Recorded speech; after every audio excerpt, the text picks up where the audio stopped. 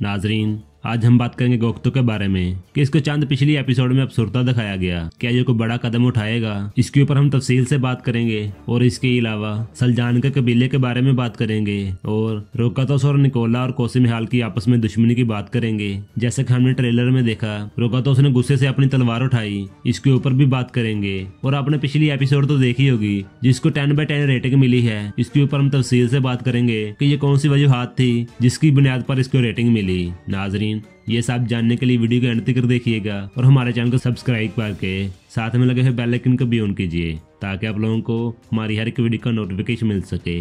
नाज़रीन, सबसे पहले बात करते हैं 10/10 रेटिंग की। जैसे कि आप जानते हैं पिछली एपिसोड को 10/10 रेटिंग मिली, वो कौन सी वजूहात थी जिसकी बुनियाद पर उसको इतनी रेटिंग मिली।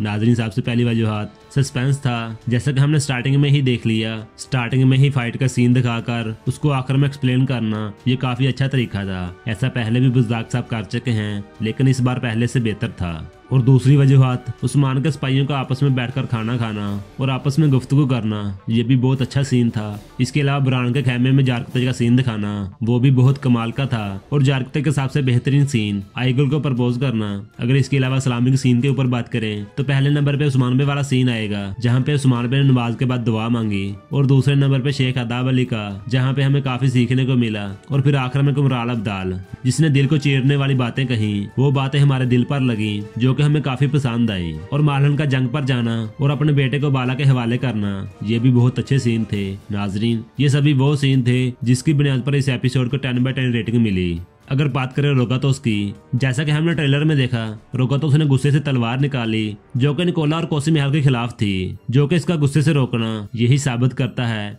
रोकातोस ने जरूर ऐसी कोई बात की होगी जिसकी वजह से निकोला और कोसिमिहाल जाने पर मजबूर हो गए, और इनके जाने की वजह से ही रोकातोस ने तलवार निकाली। तो नाज़रीन, क्या अब इनका आपस में इत्तेहाद होगा? जैसे कि हम शुरू से देखते आ रहे हैं, इनका आपस में कोई भी अभी तक इत्तेहाद नहीं हुआ, जो कि ऊपर से तो इत्तेहादी हैं लेकिन अभी भी एक दूसरे के पीठ पीछे वार कर रहे हैं। कोसिमिहाल निकोला के पीठ पीछे भी वार कर रहा है और रोकातोस के भी, और रोकातोस भी ऐसे ही है। तो क्या अब इनका आपस में इत्तेहाद होगा? इसकी राय आप कमेंट में जरूर दीजिएगा।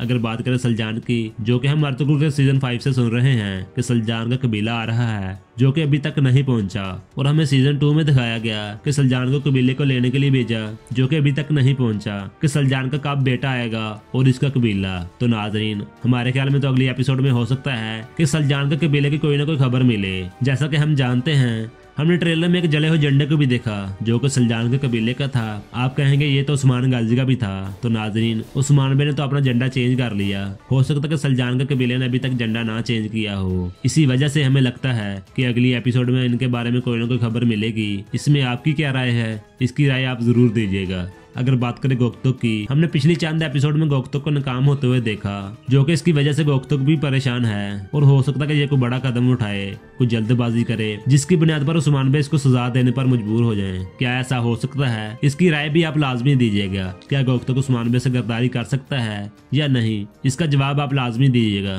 नाजरीन, ये थी आज की हमारी छोटी सी वीडियो। पसंद आए तो लाइक कीजिए और अपनी फैमिली और दोस्तों के साथ शेयर कीजिए। मजीद इस तरह की वीडियो देखने के लिए हमारा चैनल सब्सक्राइब कीजिए और साथ में लगे हुए बेल आइकन को भी ऑन कीजिए ताकि आप लोगों को हमारी हर एक वीडियो का नोटिफिकेशन मिल सके। नाजरीन, चलते हैं फिर इंशाल्लाह नई वीडियो लेके आएंगे। अस्सलाम वालेकुम।